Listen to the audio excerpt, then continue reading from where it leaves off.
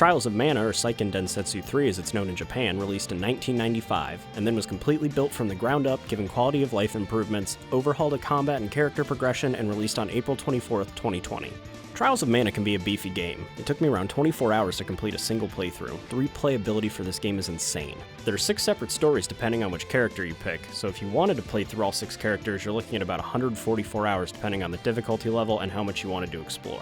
There are 6 characters you can choose from, but you can only have 3 in your party, and as I mentioned earlier, the story changes based on who you pick, so you get to pick who the main character is, which back in the day was pretty unheard of for a JRPG.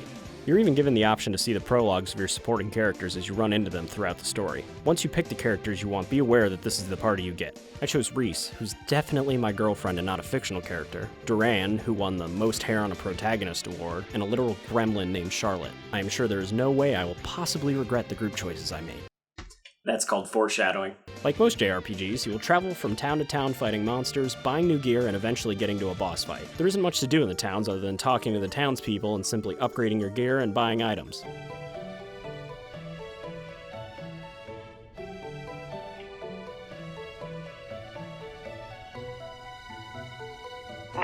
What's the nature of your emergency? Yeah, hi, I was attacked psychologically through the art of dance. The monsters you encounter are pretty varied, which I'm surprised about coming from a game that technically came out in 1995. What's most interesting is the combat is not turn-based. You'll be smacking the shit out of whatever the hell this thing is using combos, magic, and class strikes in real time. You can also actively dodge, which can make the combat incredibly hectic in certain boss fights, or with a large group of enemies. Class strikes are pretty self-explanatory. These are skills that can only be used by that one character depending on what class you choose. That's another thing I was entirely surprised by. You have stat trees, and like most stat trees, increase your stats. No shit. But putting points into the stat trees results in abilities being unlocked, some of which can be used by other party members. For example, when putting points into the strength tree, you may need to put 5 points in to get to the point of the tree that allocates +5 strength to your character. And in between all the stat increases are the abilities I had mentioned earlier. And then there are the classes. There are 4 total class changes you can go through. 3 are related to the main game, and 1 is post-game. But each class change for each character branches to either a light side or a dark side, and each one results in different skills being unlocked. One side may focus more on debuffs to enemies, while the other will focus on buffs to the party. One may focus on being a tank, and the other on pure damage. The class changes and the character progression really kept me engaged throughout the game. I really wanted to see what the next class was, the skills I would unlock, and each time I unlocked one it felt so satisfying. It is deeper than it appears at the surface, and that makes the combat and strategy used based on your builds and party members different for every player.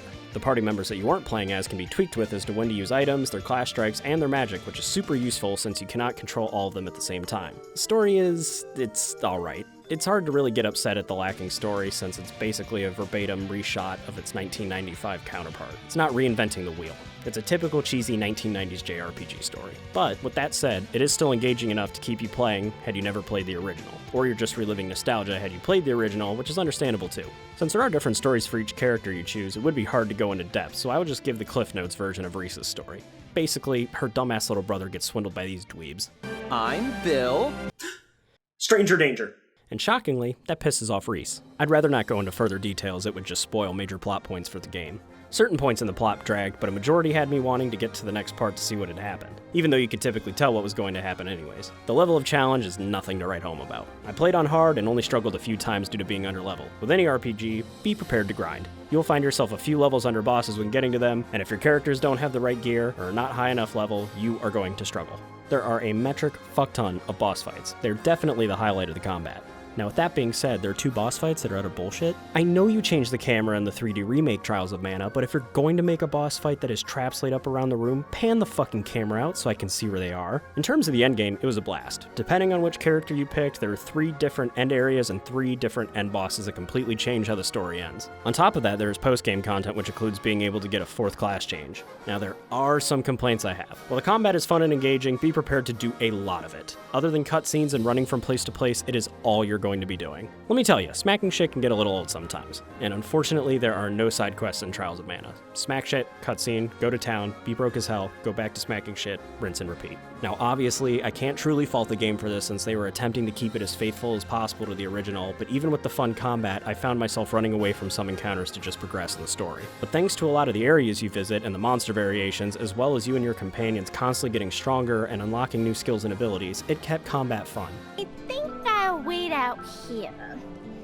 I left without telling Grandpa. He's probably really mad at me. What in the actual goddamn did you just say to me with your mouth? The voice acting is laughably bad. That is just what it is. It is horrendous. I understand a lot of effort went into the localization of this game, but I mean, come on. Heyo! Looking for Lumina? That'd be me. Nice to meet ya! A pleasure. And thanks for releasing me from the belly of that Full Metal meanie, am I right? What? I don't want to blame the voice actors, but we gotta blame somebody. Let's blame the voice director. It's me, Matelo, the supernatural enthusiast. I have fulfilled a dream of mine. I'm a ghost. But now that I've tried it out, I think I'll go home. Jesus Christ. I'm not even sure I could call this a complaint. I laughed so hard at one point I choked on my own saliva. If it bothers you, they luckily included the original Japanese dub. Random side note, they also included the original soundtrack that you can listen to. I found that there was a substantial amount of backtracking at some points. Nothing that made me want to tear my hair out, but the game would put you in locations that were strangely far away from where you needed to go and had already been, and just made it seem like they were padding for time. My other major complaint is the AI for your companions. Yeah, you can control how much they use your shit, but what you can't control is the fact that they will get hit by everything on the planet and don't know how to avoid large attacks by the bosses. This made certain boss fights unbearable. Sometimes the camera in general can just completely blind you and you have no idea who or what you're attacking even if you have the auto aim on. So, is Trials of Mana worthy? Overall, I had a good time with Trials of Mana. The combat is fun and engaging, although can grow repetitive, but luckily this is saved by the progression system and class changes. The boss fights are really fun, the story is decent enough to keep you engaged, but the lack of side quests and other content involved can burn you out pretty quick. The horrendous voice acting is either a blessing or a curse. It will have you either crying from laughing or crying because your immersion was broken. I would recommend Trials of Mana. I would just recommend waiting until it goes on sale, as it is currently $50. Hey guys, I just want to say thanks to everyone for watching. I plan on doing the Is It Worthy series relatively frequently, and have already started scripting my third video. The support and feedback for everyone has been insane, and hope you guys enjoyed the video. If you enjoyed it, make sure to leave a like and subscribe. See ya.